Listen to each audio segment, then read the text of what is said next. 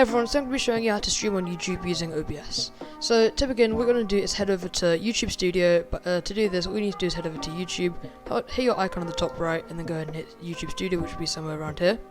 Now once you've done that, you will probably be on your dashboard page. If you're not, just be sure to head over to there, which will be on the left side in the menu. Then once you're here, go ahead and on the top right, press Create, and then press Go Live. Now, a few things you'd probably want to note before you start this. To live stream on YouTube, you need to have a verified YouTube account. If you do have one, it will look like what it says on screen here when you go over to settings in the bottom left when you're using YouTube Studio. And if that isn't there for you, go ahead and verify your YouTube account, and then you'll probably have to wait 24 hours before you can start live streaming. Anyways, hopefully you already have a verified account. What you're going to do is press edit on the top right over here, and as you can see, you have edit settings, which has the details of the stream and the live chat. Now on details, it looks exactly what it looks like when you upload a video, so you can edit the title, description, change the visibility, and change the category, add a thumbnail, a playlist, choose what audience it's for, so made for kids or not made for kids. You may want to read through the copy guidelines for that, and press if it has paid promotion, automatic chapters. I'm not sure it works well in streams, but you can turn that on if you want. I'm going to turn that off though, and add some tags to other just things that you can do when you upload a YouTube video. And the other thing that there is live chat. You can change the live chat settings. Now once you've done everything you want to do there, go ahead and hit save. And then you'll be back on the live streaming homepage. Now the next thing you're going to do is go onto the bottom left and then have a look at these little settings here.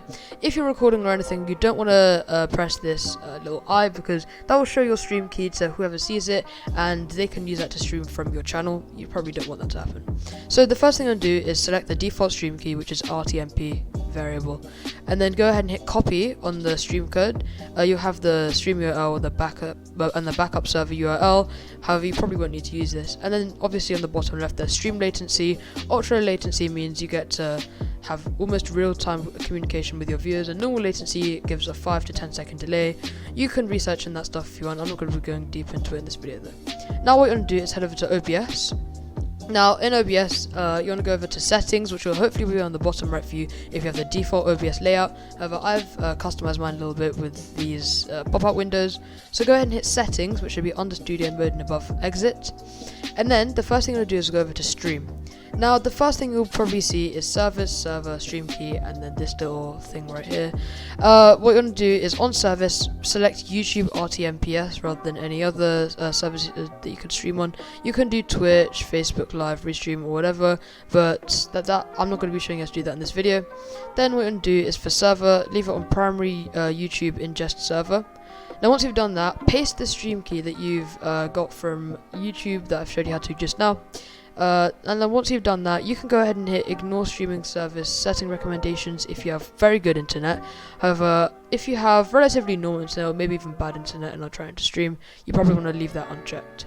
I'm going to hit apply because I have rubbish internet. And the next thing you're going to do is go over to output. Now you want to go over to output mode at the top and then hit advanced. It should probably already be on symbol view, which is what this looks like, and you want to go over to advanced. Now you want to change your encoder to NVIDIA NVENC H264 new, and if not, then you can do X264, but then that's just going to run it off your CPU. If you do not have this option, then just go ahead and hit X264, and if you're on AMD, hit the top AMD option, which hopefully has something that says new there or whatever. Now once you've done that, go ahead and leave restart output unchecked. Then for the rate control, you want to go over to CBR. For bitrate, what you want to do is go back over to your search engine, go over to speedtest.net, and then on speedtest.net, go ahead and hit go. What this will start doing is checking your internet speed. Obviously, as you can see here, my ping is 23. Now, my internet is slightly embarrassing, so please don't roast me in the comments for this. I'm just showing you how you can do it if you have good enough internet. So obviously the download speed is being measured right now. When this gets to the end, it's going to tell you what your average download speed is. Mine is relatively low compared to what I expect yours to be. Mine is 14.52, but the download is not what we are worrying about in this. You want to go ahead and get your upload speed once that's done measuring. Now my upload speed is 0.50, so what we're going to do is head back over to OBS, and then whatever your upload speed is, you're going to go ahead and times it by 100. Guys, this is Ed to me. While editing the video, I realized I made a mistake. I said that you times your upload speed by 100. You actually have to times your upload speed by 1000 for your bitrate. And let's get back to the vid. Now what we're going to do is leave your keyframe interval at 2. This is the recommended. However, if you want to put it to 0, you can do that. You can also do a little bit of research about what that means. But YouTube and Twitch would advise you to use 2. Now next what you want to do is choose your preset. Now I've left mine at performance, but if you have a relatively good PC, you can go ahead and hit quality, and if you have a very good PC, you can hit max quality. However, this isn't based fully on your PC, this is also how good your internet is. So if you want for example low latency performance or low latency quality, you can put this down here, and that all that means is that you'll have minimal delay, and it will be and performance vs quality. That's self-explanatory. Now after this, leave your profile as high, and then leave unchecked look ahead, and check psycho visual tuning. Now once you've done that, leave GPU at 0 and max B-frames at 2. Now once you've done that, go ahead and hit apply. The final thing you can do is go over to advanced, scroll down to stream delay, and then you can choose what stream delay is over here. Now you can just leave it blank, and then it'll automatically probably be at 5 seconds stream delay. However, what you can do is edit it to 3 or 2. I do not advise you doing 0, because this would likely mean that your internet will lag, even if your internet is very good. Unless you have adequate internet, I do not advise you to do 0 seconds, and I advise to do around 5, which would be okay and relatively low latency. Now once you've done that, go ahead and hit apply, press OK, and then you can go ahead and hit start streaming.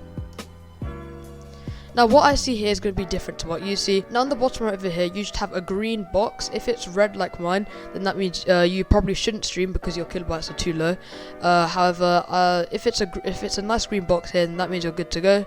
Go back to YouTube Studio, go to your live stream, and then hopefully there'll be signal input coming from OBS to YouTube. Now over here you can go ahead and edit the stream and then make it public or whatever you want. And on the top left here where it says live, you should see a playback of everything you're doing right now 5 seconds late, or however much latency you have on the stream, plus the delay that I've showed you just now.